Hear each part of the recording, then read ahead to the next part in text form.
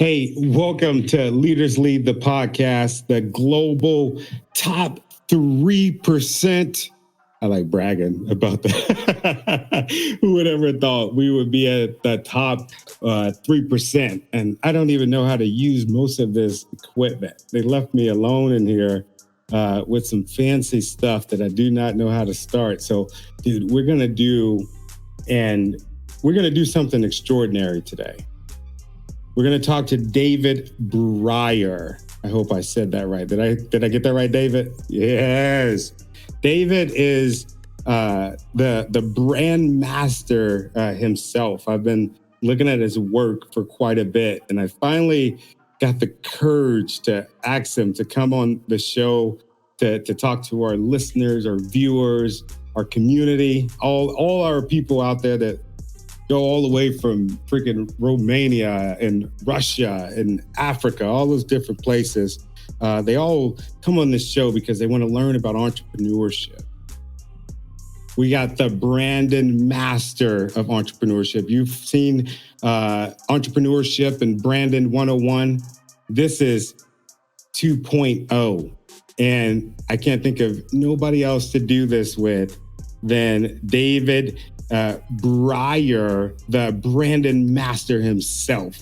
What's up, David? Hey, man, glad to be here. And I saw from your pre-roll that you've had my buddy, he's like a brother from another mother, Ahmed Imam. Mm-hmm. And so Ahmed and I, we're just, anyway, close buddies, Rachel Beck and some of the others. And so that was very, very awesome to see. Yeah, man, I got my background. I started with making content. A lot of people don't know this. It's weird when I tell them. They're like, what? But I've been making content on LinkedIn for probably about, I don't know, maybe like 8-9 years, man, close to a decade. But those are all the people that I saw where like, how the heck you get 1 million followers? But it's all about the brand. And that's what I want to learn from you today, man. I want to learn, Brandon, we all know, some of the stuff it's just mundane, man. And I'm glad that you got that name. And we all know that Brandon is not just a logo or not just colors. It's something deeper. What is it? What is it to you? Because we all got different theories. What is it to you? I'll tell you. And this is from having worked with everything from global brands to local brands, to even cities, cultural tours, and everything in between, as well as Grammy Award-winning artists. It comes down to this. You and I put a message out there. There are hundreds, if not thousands, or tens of thousands, or millions of others competing for those same ears, right?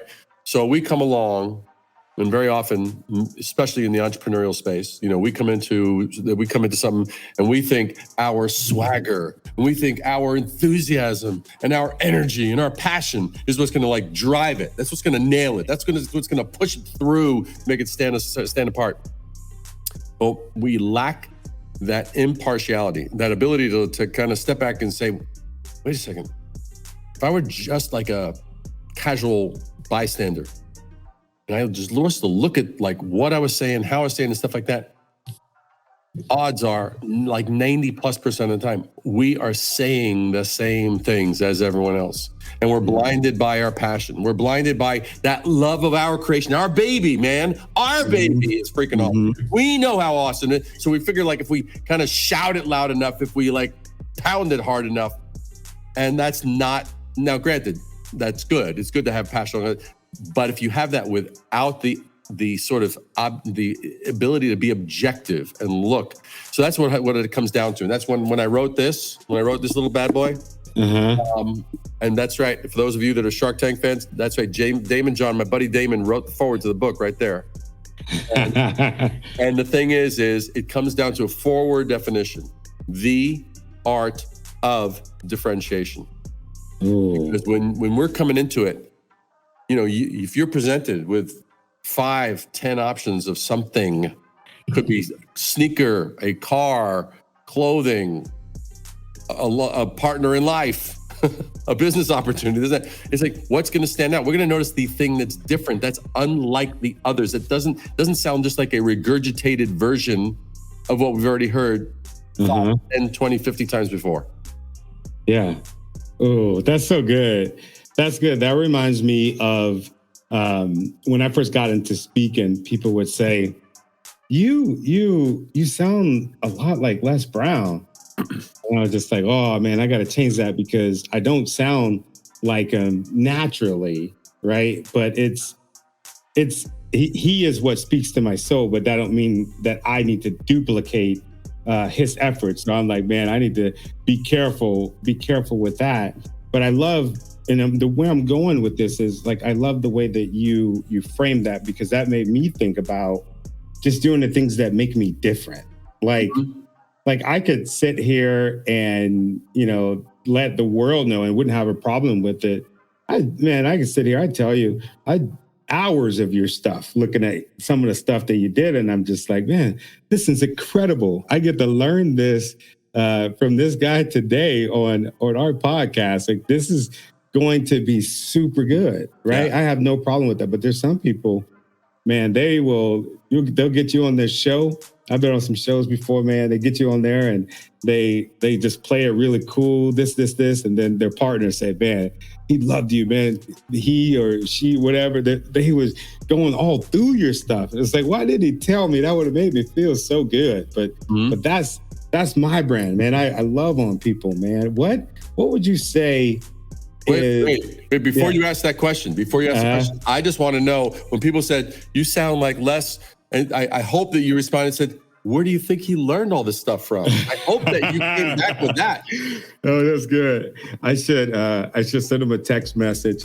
And I think I will do that and have the video of you saying that and be like, yeah, this is what I'm freaking receiving in the universe. Oh, I love that, man. I was going to ask you, there's times where when I first got started in entrepreneurship, I had this brand and it wasn't what I thought that people perceived me as, right? I was just like, man, everybody knows that I love people, but I would come across as being like pissed off, right? So I'm asking you this to say, how important is it to have brand awareness? You mean as in like self-awareness from that standpoint? Yeah, as far as like who you are and what your brand is, the message that you portray, just knowing where you're at in comparison to freaking who you think you are. It's vital. It's kind of, it's like, I'll give you a ridiculous example. All right. And I am not a baseball fan, but for whatever reason, this came to mind as an analogy. Right. I mean, as far as sports that I enjoy, I mean, basketball, it's like, boom. Yeah. This baseball is a little too slow for me. But here's the thing. If I'm there, at the plate and all right, pitch comes and I hit it. Now, if I can close my eyes and go, wow, man, that felt like a freaking home run. I hit that sucker. I mean, it's like someone caught it in the stands. Yeah. That doesn't change the fact that when I open my eyes, the freaking thing, it just went down to third base and actually fouled out. It actually didn't even make it. Didn't even make it as a legit hit. Doesn't change. We have to be aware. See, the interesting thing that happens is that people confuse, I think, self-awareness with awareness. The example I just gave you was like, okay, so I closed my eyes and I was now highly self-aware of how I felt. Frankly, I don't give a shit. I mean, I will be the first one to tell. I sometimes have clients that'll, I'm working on a project with them, say, hey, we just, blah, blah, blah. We looked over these options as far as, the titles for this and da-da-da. We're working over blah, blah, blah, blah. And I said, and who was surveyed? Well, these are all internal people. I said, I don't give a shit what the people internally think.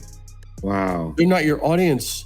I really don't care. If you think that that's the finish line, I cannot be of value to you and I will step aside. And wow. And that is the thing, because that's not the audience. I mean, I sometimes literally have to, because I love the challenge of taking a company, a client, because I work only with CEOs, right? Mm-hmm. Who are, meaning that's the individual has the most skin in the game, the person whose baby it is. Because if they've got misconceptions, I need to handle it there, because those misconceptions will filter throughout their company, whether it's small startup or a big established multi-million-dollar company. Yeah.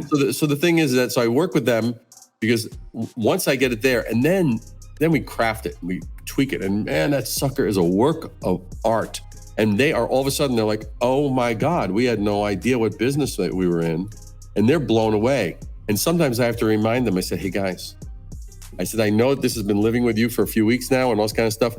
No one outside of the four walls of your office and me knows this yet. So while it's maturing in your world and it's settling in and you're feeling comfortable, it's like a wonderful couch and you can kick your feet up and you can have your champagne and your caviar or do whatever the hell you want.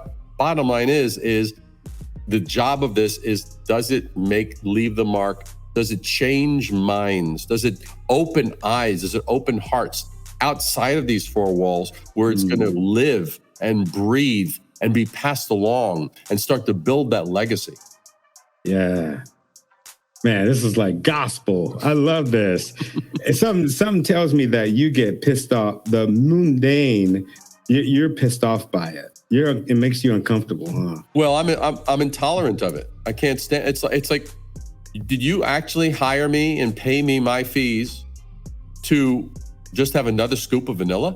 Are you freaking kidding me? You know, I mean, it's like, look. Granted, vanilla is what makes up the ice cream sundae, but what do we all savor? It's the freaking hot fudge oozing over the sides and the toppings and all that kind of stuff, and then we get that scoop and we get all that kind of, you know, that texture and flavor and stuff, and that's what awakens us. That's what gets us coming back for more. Yeah. You know, so too many times we're confusing the delivery mechanism with what lights people up. We cannot introduce things into the world that puts them back to sleep or continues the hypnosis that they're already in. Like, you know, if stuff is at the same pitch, the same pace, it's like, and I come along, but I'm really excited about my That's going to truly change it? No, it's not. So I am so hyper aware of, you know, the messages that I'm putting out, the messages that you're putting out, the messages that my clients are putting out. I pay attention because every conversation, why can't every conversation be a transformation? Ooh. Wow. I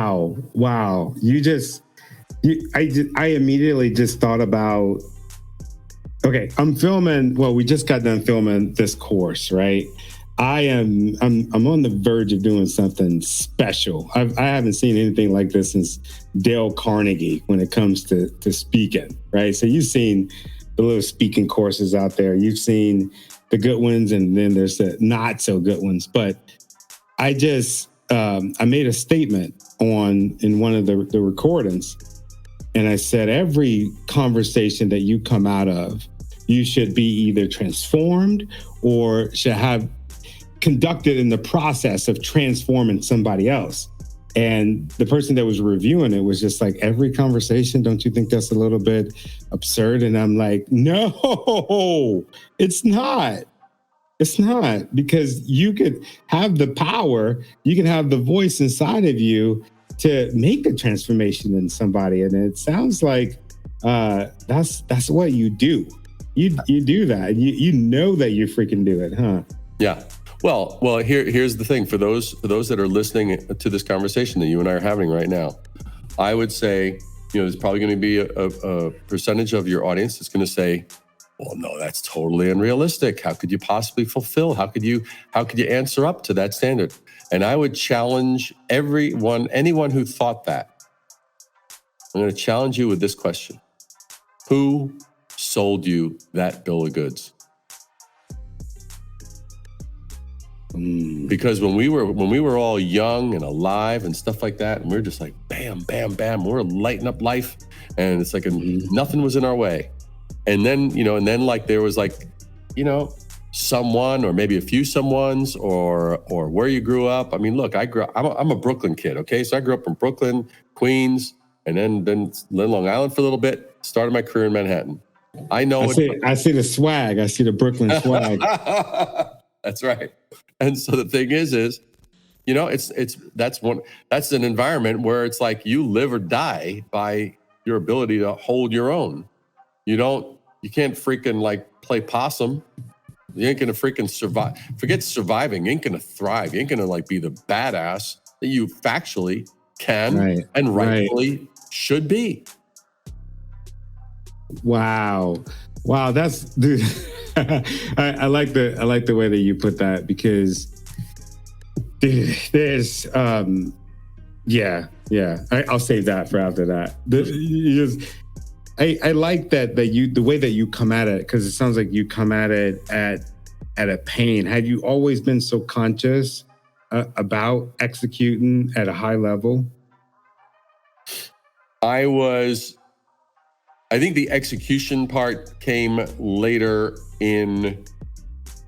not later in my career, but like as I matured in my career, that kind of matured along with me. Mm-hmm. Because I wasn't very driven to have a career, because I was in my, as young as I could remember holding a pencil, I was always an artist, and I drew, and I came to things from a very artistic standpoint, and I enjoyed things. I enjoyed food, and I enjoyed, eating and smells and music and things, and, walking in Greenwich Village, and, with my parents and stuff like that. I mean, I was like a sponge. But the thing that was amazing for me was,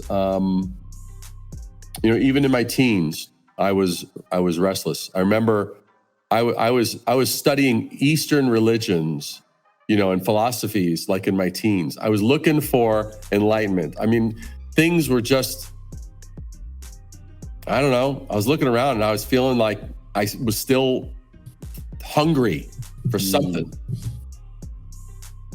That's good. So it sounds like you did some research, and I think we're going into our Amazon book question. For those of you who don't know, that we have a really good partnership with Amazon. So some of these books that we talk about on the show, please feel free to go ahead and check them out. Again, we are an affiliate with Amazon. And I bring that to say, I make that disclaimer just so that people can know. But dude, I have this deep love for books that I never had before in my life until I turned into an entrepreneur. Can you tell us what books that you think we should pick up as far as branding? Of course, yours. They're all about yours too. Without question, mine. And I'm gonna answer your question, but because you offered it up first, I'm not gonna just skip over that that open door. Mm-hmm. The reason is because when I was personally really tired. When I grew up, there were two kinds of books. There were the business books, which I didn't have any interest in reading when I was like in my late teens and early 20s. I was more interested in looking at the books put together by designers, because they were pretty. And I learned by looking. I saw examples. I was like, oh, that I really dig the look, the vibe, the feel. I can emulate that. I can use that. That's lit a spark in me. I can now take that and now kind of play with that and explore that. Okay, cool. Mm-hmm. And I think a lot of great artists that there's that inspiration. You know what I mean? It's like you look at Michael Jackson's dancing. You could see inspirations of Charlie Chaplin and Fred Astaire and James Brown. You could see all the inspirations, but yet he made it his own, right? And so what happened was, when I put my mind together, this is how it looks, man. This is how it looks that's how big this shit is, okay? It's huge. And people love it, because I was so sick and tired. I was so sick and tired of seeing books that had all this small type that still had, like, somewhere in the middle, it had like these 10 pages of the stuff you were looking for. Mm-hmm. And everything before was, theories and whatever. And then there was the sort of after the fact. But definitely mine is for sure. As far as from the entrepreneurial side, Daymond's Power of Broke is a very cool book because it actually is. It's a book. It's a book that basically goes over. You don't have to have money to actually make it work. It's the untapped. It's how to leverage into the untapped asset of ingenuity. That necessity of come hell or high water, I'm going to make this freaking thing happen. I don't know how. And that to me is probably one of the biggest lessons that anyone who's an entrepreneur can benefit from. Too many entrepreneurs get hung up on how are we going to do it? No, you look at the greatest athletes, the greatest leaders, the greatest humanitarians. If they thought, how the hell am I going to do it? How am I going to achieve this insurmountable or unprecedented thing? They didn't get caught up on that. They were like, they named the what. I call it the difference between the what versus the how. Too many get caught up on the how, not enough just go, you know what? I mean, you take the greatest athletes, they're going to say, what am I going to do? We're going to score a touchdown. We're going to win the Super Bowl. We're going to do this. We're going to break records, blah, blah, blah, blah, blah. They name the what. And then they fill in the blanks between where they are and that stated goal. And so let's not get caught up in the how. Yeah. Now, that made me think about, as far as like with this podcast, man, when I was telling you before, when I started, I thought I needed all the things it was the next big thing that I needed in order to make it work, instead of just believing in myself and making it work. That's why when you get the self-efficacy part out of the way, right? And you've done it and you're just like, okay, I can still make it work. It's not perfect, but it's excellent. I did my best, just like how I have my camera like this today. And I'm just like, this is what we got today, but we're going to make sure that it's damn good, like so damn good that there's no freaking reason why it can't happen, because I'm burning the boats. Everything that I got is going towards this one freaking goal. And that's what I thought about. You took me someplace there, because I believe in that. I believe in that deeply. Nice. And with your book, so if I got your book, what I normally do is I go get a book for a certain thing. Let's say like marketing. Okay, I got this PDF and it's the Expert Secrets, the Underground Playbook of Russell Brunson. I got that book because I wanted to know his secret and how he was able to get in the position that he was in. With your book, what would the viewers and the listeners, what would they get from that book? Well, the book is literally, it was after working with companies, and probably at that point in time when I wrote it a few years ago, I'd helped clients around the world generate in excess of about $5.5 to $6 billion in sales as a result of... Whoa. You said billion or million? Billion, B. Whoa. Okay. Yeah. With the rebrands that I had done. Right. Yeah. And this is like this is like for companies as small as some startups in Napa Valley to tech companies in Australia and Florida and New York, and I mean all over the place, as well as companies in overseas in Europe and anywhere you can pretty much name. And what had basically happened was I saw, like, it didn't matter if the entrepreneur or the CEO that I was working with had been in business for 30 or 40 years, or if they were new and had only been in business for 2 or 3 years, they all, one for one, each one of them had the same exact blind spots. The same. And I learned it by this painful way. Occasionally I'd go, oh my God, this person has been in business for like 35 years. There's no way. Of course they know that. And I would dismiss it in my own mind. This is me thinking to myself, all right, and then that would bite me in the ass in the next matter of days or a week. And so it's like, I was like, so it became a question. I was looking at this and I was going, how do I scale myself? How do I scale myself? All right, I want to put this together. I want to put the book together So anybody, 365/7, they could always tap into what I know that actually has worked. Not theories that I came up with, but this is stuff that I have painstakingly put together. Eliminating and I wanted no fluff. Means zero fluff. I mean, there's a freaking chapter in here that's made up of 2 sentences, man. And nobody reads that paragraph, that chapter. Nobody reads those 2 sentences and says, "Can you tell me more?" They don't. It's not incomplete, but I don't need to waste your time. So the bottom line is if there's any entrepreneurs who are listening to this, who are like, you know what, my time is valuable. 1, I agree with you. 2, I recognize that my time is also valuable. 3, you will get through this. People have gotten through it as fast as an hour and a half to 2.5, 3 hours. And it blows everyone's mind. The last 50 pages, I show you. Actually, I say, good. Now that I've explained to you these ways, you now understand the anatomy. You understand what are the barriers to creating a great brand. What are the actual triggers that will enable you to create that? Which means if you can create a brand, that means you can change a life.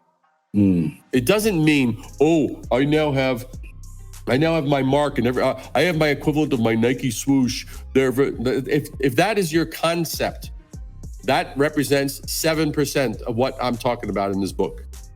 Wow. And so the bottom line is if anyone is interested in changing a life, this book will get you there. If anybody's interested in opening eyes, this book will get you there. If anybody's interested in opening, like opening people's minds, I have literally used the principles in this book to raise probably about $17 million for humanitarian causes that I support. Well, that's how much you get. That's how much you've. I'm stuttering.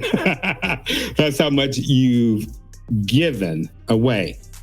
No, that's actually how much I've raised. Personally, I've given good chunks. In the 7 figures, I have given myself, my wife, and myself, because we support humanitarian efforts. We believe in the power of individuals and people. We don't want people to lead lives that are have a foundation of either being, making wrong decisions because they weren't fed the correct information, or they were given poor examples, or they thought, oh, well, I can rely on substances rather than rely on my own true self. Yeah. So we support causes like that. So I've spoken at events and have helped literally raise by my own, being in those events and saying, hey, here's where we need to get to. Here's what we're going to do.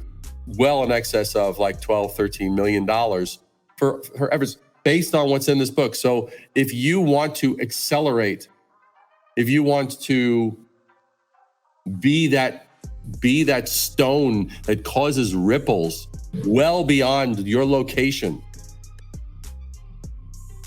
this book has the stuff. You'll never be. I can guarantee you this, and I will say this. If there's anyone that is listening to this right now and they're like, man, it sounds pretty good. Should I, shouldn't I? Here's the deal. You buy this book. If this does not change the way you see the world and how you operate in it, you contact me. I'll buy it back from you. Whoa. I ain't never heard nothing like that. Hey, you buy my book and you don't like it, just don't buy the second one. Oh, man, that's good, man. Good on you. I have to ask this question. And of course, you don't have to answer it if you can't. I know everybody's wondering this. Those 2 powerful words, I would love to get some context. And also, I want to know what those words are. 2 powerful words? That you listed in the book. Oh, the two powerful words? You said you got a chapter with 2 powerful words, and that's all it is. The 2 powerful sentences. Yeah, the 2 powerful sentences. I'm just so curious, man. All right, cool. This is gonna be like fireside chat. So here it's called Good versus Great. Okay, that's the chapter 26 right there. Okay, and here's the deal. There's the chapter. There's the entire chapter. I'll read it to you. A good brand makes us feel good about what they stand for. A great brand makes us feel good about what we stand for. Okay. All right. Okay. So there's a commonality. All right. So I got to bring this out for the folks that are listening to this, and this is part of your internship. You're getting some CEUs at your college. I want to make sure that you write this down, because you all are going to be the leaders of tomorrow. You're leaders of today. You're emerging. There's some commonalities that I've noticed on almost every freaking guest that I've had on this show that have been successful in industry leaders such as David. And the thing was that he told you not how much he makes, but how much he gives. That is phenomenal, right? That is one of my biggest goals, is to find an organization, or build an organization that gives to the community. So that's the commonality. And the other commonality is when you hit it right on the head. And I'm glad that I asked you this question. I was a little anxious because, sometimes authors, they don't want to tell people what's in their book. And I actually, for a whole chapter, right? But you gave it to us, and it's really good. And you said the good brands make people, I'm summarizing it, make people feel good, or are good, the ones that let you into who they are. Mm-hmm. But the great brands kind of know the way, go the way, and show the way to help somebody else become aware of how good or how great they are. And that's what bridges that gap, is lifting other people. Did I get that right? Yeah. The bottom line is if you go and you watch a public speaker stand on a stage, and you have one that says, "Hey, let me tell you how great I am. Let me tell you all the great things that I've achieved." And then you have another speaker following that speaker, and that speaker comes up and says, "Hey, I want to go over some things." And as a result of going over those things, each person listening to that second speaker realizes how great they themselves are. Who do you think they're going to remember most? The first one or the second one? The person that let them know how great they are. Yeah. And brands, but yet brands every day, salespeople do this, brands do this every day. They get into a thing. It's like, "Oh, let me tell you all about us. Let me tell you." It's like, dude, they don't give a damn about you yet. Mm-hmm. Yet. It's not an if, it's a when. Get your when in order, and the rest takes care of it. Everyone's like, "Well, what if they don't ask?" It's like, well, dude, you sound like a freaking teenage boy on his first date. Will I get the second base? I mean, come on. Oh man, I love it. Oh man, dude, I love your brand, and man, I love the fact that you took some time to talk to our audience. I've learned a great deal from you. This is really good. I'd love to have you on for another episode. You have, I was going to say the freaking golden ticket, but that's kind of weird. Anyway, dude, that link, if you have anything that's coming out next and you know that our audience would benefit from it, dude, schedule some time on it and we'll make it happen. We're a family at Leaders Lead. And dude, I just want to tell you, man, I really, really appreciate your work. And I know the folks that are listening to the show, they're going to doubly appreciate that work. So where can we find you? The slayer of the mundane. Yeah, absolutely. Well, you can go to my site, risingabovethenoise.com, RISING risingabovethenoise.com. I've got tons of content that really, I believe in. I'm very much of a show and tell kind of person. So I'm not gonna bury you with lingo and all that kind of crap. I'm gonna say, hey, you know what? I'm gonna show you. Say, this is what this company was dealing with. Here's what their challenges were. Here's what I'm going to show you, those transformations, right? Mm-hmm. So it's all about transformations. And there's a free ebook there and stuff like that. And you could certainly reach out to me on LinkedIn. But those are a couple places. And we're doing a little bit of an update so that you can, because there are people who also, after the book came out, I put together a 9-week masterclass. And all I can tell you is it changes lives. You know, it's there's too many of the programs I see out there are all about these little incremental tactics. They'll teach you how to do this. They'll teach you how to handle an objection or handle it. These little. It's like, wait a second, what the hell happened to the big picture? It's like, are we just trying to like complete a transaction, or are we trying to change a life? And if you are about having a big impact and about doing meaningful work and about actually owning your right to disrupt the really average, middle ground, mediocre crap that is predominantly out there. There's a lot of mediocre stuff out there. There's not a lot of greatness. Why do you think greatness captures all of our attentions? Why do we take a double check and go, holy crap, I never saw someone do that before, or say that before, or present that before, or willing to challenge the sacred, you know, like those that have been there for decades. Challenge them, man. Challenge them. Be willing to take that stand. That's when life gets exciting, man. I mean, I spoke to freaking, we had about nine entrepreneurs the other night. And I said, guys, right now we're in the final quarter of this year. I said, I want you to name exactly what you want to achieve, whatever metric you want. Could be the number, whether it's customers or income or whatever your metric is. You name it, and please do not name it with, I think I can make that. Don't add the I think I can make that to your target. That means you've already thought of something bigger and now you've backed it down. Don't do that. Don't prematurely preempt yourself.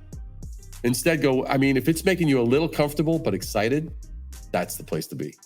I want you to be a little uncomfortable. I want you to get excited. I want you to push yourself, because I firmly believe that everyone here is more capable of what they have done and what they think they can do.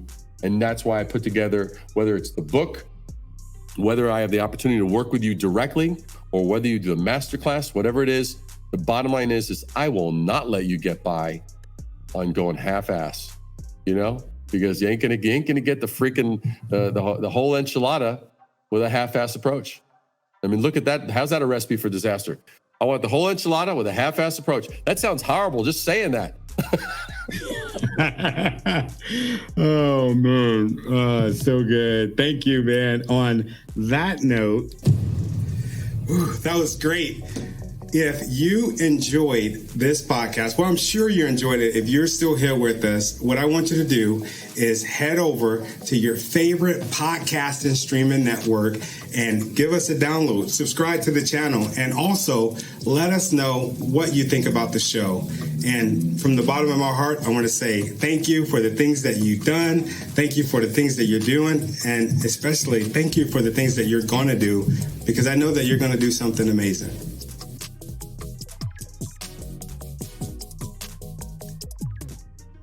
Wait a minute. I got a public service announcement. Leaders Lead the Podcast. We're now open to taking sponsorships. Right now, we're in a partnership with Comcast, ADP, Amazon, Speak University, and we're talking to a whole bunch of other really good companies that are about showcasing not their products and services, but what they are doing in and out of their communities, right? So this is a values-based sponsorship that Leaders Lead the Podcast would love to talk to you about. You could reach out to us at info@speakuniversity.org, or you can reach out to me personally, Tony Taylor, at info@tonytaylorinspires.com. I will see you next week.